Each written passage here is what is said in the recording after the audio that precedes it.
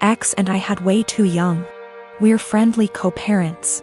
One big rule we share is if our daughter breaks something, she pays for it. Now, sis and I are the only grandkids. Aunt never married. Instead, she worked with GMA and GPA at their Seams Tri-store, and took it over when they retired. Sis's girlfriend proposed last year. GPA offered to make FSIL a custom suit, which she was over the moon about.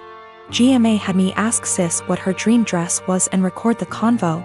Sis, thinking it was just between us, told me in great detail what her dream dress was, though said it was way too expensive. So she would get something much cheaper. Well, a few months later GMA surprised Sis with her dream wedding dress. It FOT perfectly and everyone cried. Sadly, GMA recently passed away, which hit us all hard. Sis was devastated, but decided that the dress meant GMA would still be there with us at the wedding. The issue comes in with C. She's very large, much larger than Sis. 3 days ago, we decided to go visit Sis and see how she was doing. It was great, but then C asked if she could try on the dress. Sis politely said no. C made a face, but dropped it. Later, we decided to go grab dinner. Sis and I went to pick up our orders, but C decided to stay and play with Sis's dog. We got back, and the dress was destroyed. C had apparently tried to get it on, popping some seams, and got stuck. Instead of waiting for help, she cut her way out. The dress was hacked to bits. Sis was devastated and asked us to leave. I grounded C and called Aunt with some pictures, asking if it could be saved. She said there was no. She said she'd make a new one, but it wasn't the same. Then she dropped the bomb on me.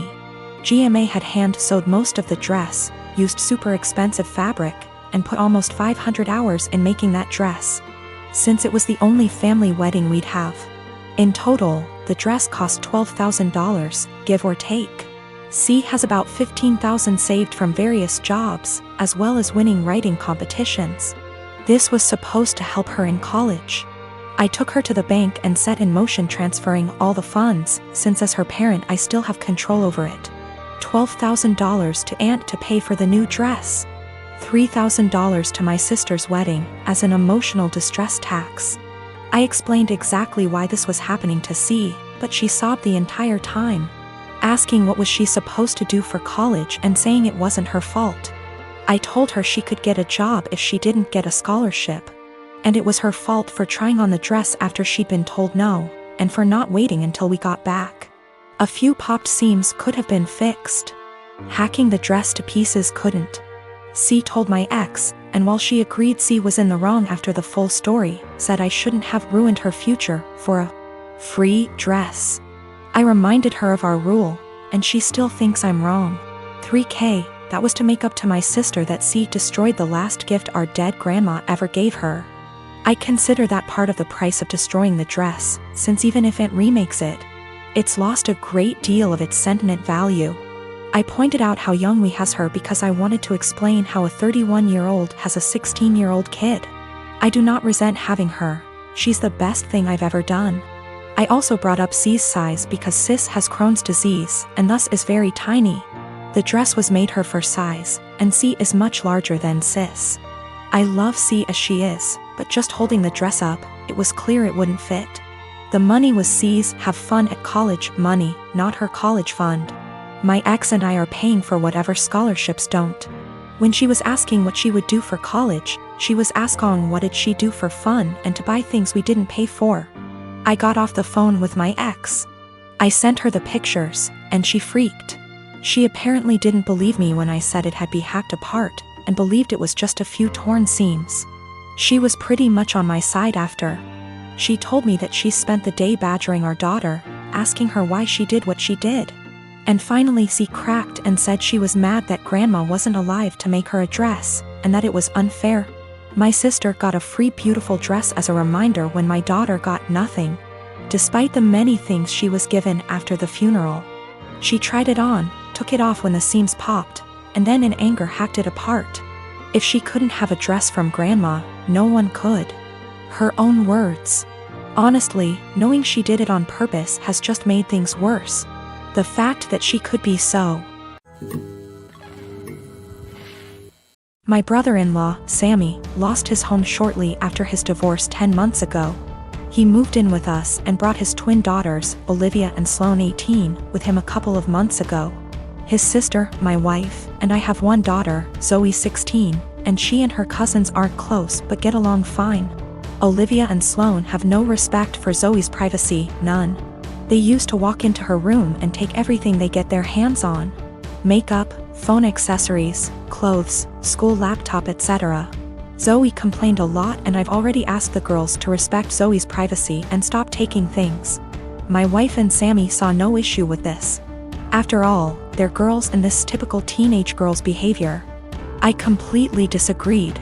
Last straw was when Zoe bought a $60 M.A.C makeup kit that looks like a paint set that she saved up for over a month, and one of the girls, Sloane, took it without permission and ruined it by mixing shades together while using it. Don't know much about makeup, but that's what Zoe said when she found the kit on her bed, and was crying. I told my wife and she said she'd ask Sloane to apologize, but I got Zoe a lock after I found she was moving valuable belongings out the house because of this incident. Sammy and his daughters saw the lock and weren't happy. The girls were extremely upset. Sammy asked about it and I straight up told him. He said, "My daughters aren't thieves. It's normal that girls of the same age borrow each other's stuff." He said Zoe could easily get another makeup kit for $15 from Walmart and shouldn't even be buying expensive adult makeup in the first place, and suggested my wife take care of this defect in Zoe's personality, trying to appear older than she is. He accused me of being overprotective and babying Zoe with this level of enablement.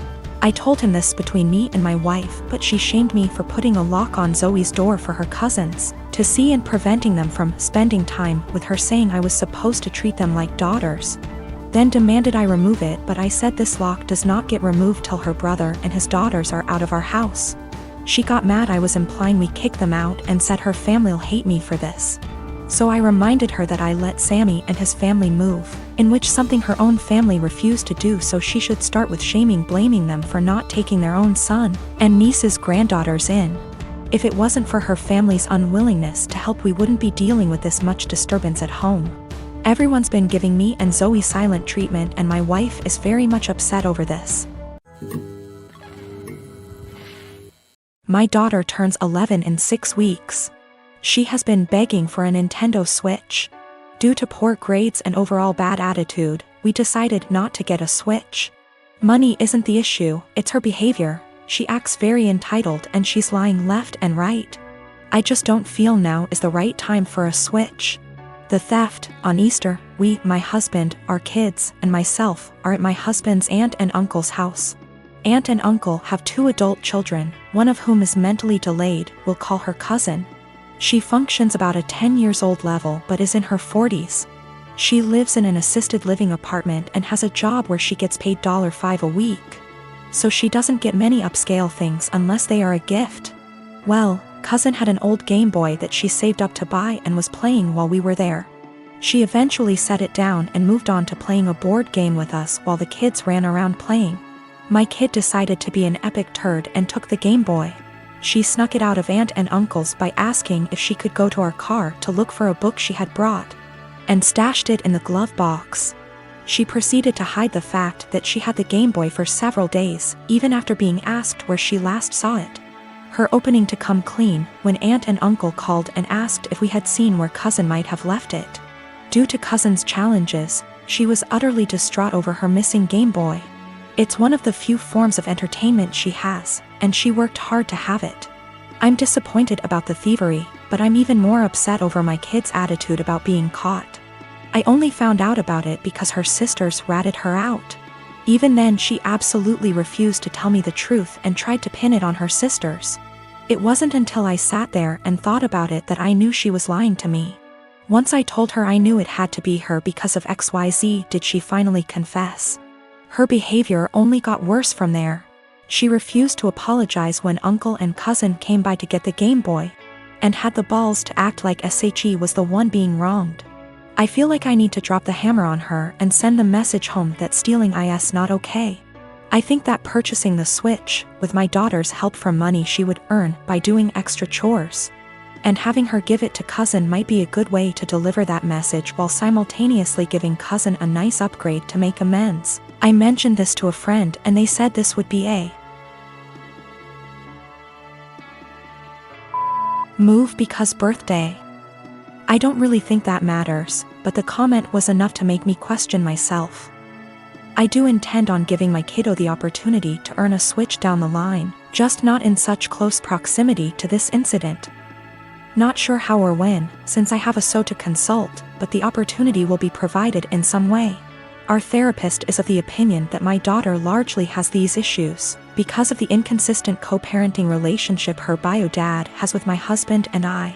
My husband and I are big on structure, boundaries, natural consequences, and following through. Her bio dad is the exact opposite of us. He and his family hardly ever tell her no to the things she wants, and give her a ridiculous amount of treats, toys, candy, etc., and this is causing her to be confused, to struggle with our expectations, and express herself negatively. I assure you, we have been addressing these behaviors for quite some time. I am a bridesmaid for one of my closest friends, Jackie. I've been so excited to help. I was in charge of the bridal shower, the games, decorations, menu. I left the guest list to Jackie's sister. Due to religious reasons, I wear a headscarf. I love and am proud of it. In the group chat with other bridesmaids, I was talking about how excited I am to attend a girls-only event. I recently dyed my hair and wanted to show it off. I even paid extra to ask for a girls-only staff that day. Day of, as guests arrive, I realize that one of them is Tori. I know Tori as a family friend of Jackie's, but the few times I met her, it was before her transition to female. I was aware of it but unaware she was coming to the shower. I don't mind at all OFC and she's a lovely person, but I decided to keep my scarf on. As everyone's eating later, I'm passing by the tables to make sure everyone's good, and one of the bridesmaids mentioned that they hadn't gotten to see my hair and they'd wanted to see the change in person. I tried to dismiss it at first or say, "Oh, I'll show you later." But the other girls at the table got curious. I got uncomfortable and I just said, "Oh, I'm actually not really comfortable taking it off right now," when pressed as to why. I said there's guests I don't feel comfortable taking it off in front of. There was a collective "Oh," and I thought, cool, that's over. But one girl got aggressive and asked if I'm referring to Tori. She's loud and other tables turned to look. I don't answer. The girl asks if I wear one around men, so I say yes. She says there's no men here, so clearly you should take it off. I tell her again that I'm keeping it on. Another bridesmaid defends me and tell the girl to chill out. Tori comes over and says me not taking it off is a slap in the face to her identity. I'm just shocked and had no clue what to do. Eventually Tori and a few girls left saying they felt it was disrespectful. I feel awful that this ruined a beautiful day for my friend. It's causing more trouble with people threatening to leave the wedding over discrimination towards me or towards Tori. I don't think I was in the wrong. Just as Tori can be Tori, I can be me. I feel like it would be the equivalent of me making Tori or someone else adjust for me. I feel like we should just accept and respect each other, rather than be woke one-sided. My question is more about being honest as to why I couldn't. Jackie is on my side, but Jackie's sister is giving her hell for it, saying she purposely left out that detail in the guest list to test me. Jackie says I should have brushed it off and said I was having a bad hair day or avoided giving an answer. I didn't ever mention Taurus' name in my answer, and I don't think my answer was rude. But seeing how much stress it's causing him thinking I should have made up a lie? When I said no, Tori and a few others pushed it and Tori gave the ultimatum that I have to take it off as a sign of respect or they would leave. I said no. They ridiculed me, my faith, and even the bride and others for defending me. They were blatantly hateful towards my religion, and Jackie's sister purposely arranged for this to happen. For the religious standpoint, I am not aware of where she is in transitioning or what her sexual preferences are. I would never ask either, as that is personal. But that is information I would like before making a decision on how comfortable I feel with exposing my hair.